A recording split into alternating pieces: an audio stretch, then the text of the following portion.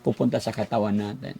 Nutrients daw po, vitamin C po sa, tawag dito, orange, makukuha natin. And then, na-forgot ko na po yung iba. Sa banana. Banana, meron din po. Meron din po sa apple, meron din po sa orange. Fiber. Yes, iba-iba po ang nutrients na dala ng bawat prutas. Iyon, galing.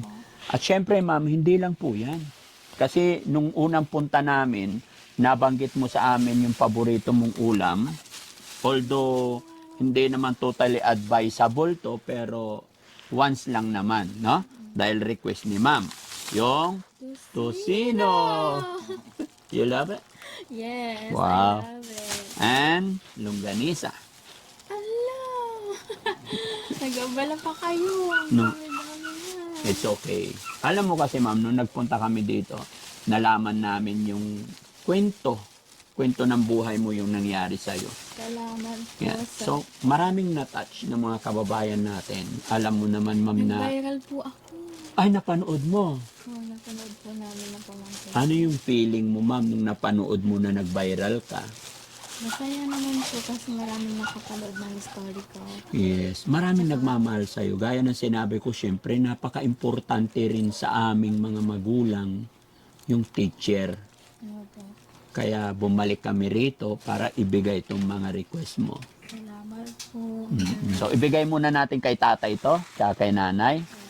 Nalagay po nila sa freezer. Opo. Naman na.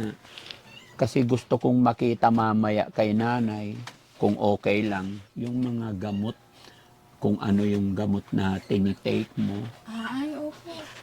Mamaya na lang, okay lang. Naiinom mo naman.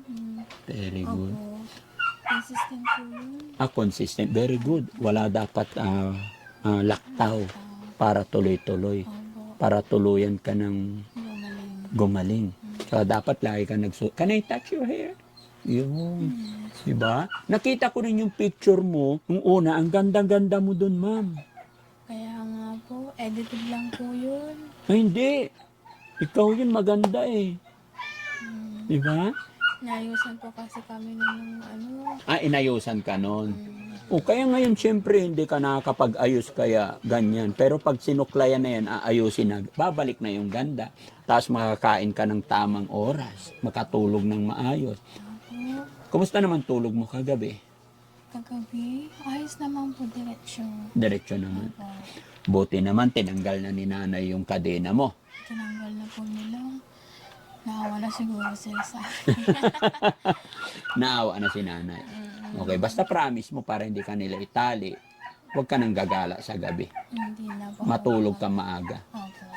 Ay, nakalimutan natin, dapat milk. Umiinom ka ba ng milk? Opo. Para masarap ang tulog mo. Pagkatapos mag-dinner, after 30 minutes, inom ka ng milk, inom ka ng vitamin.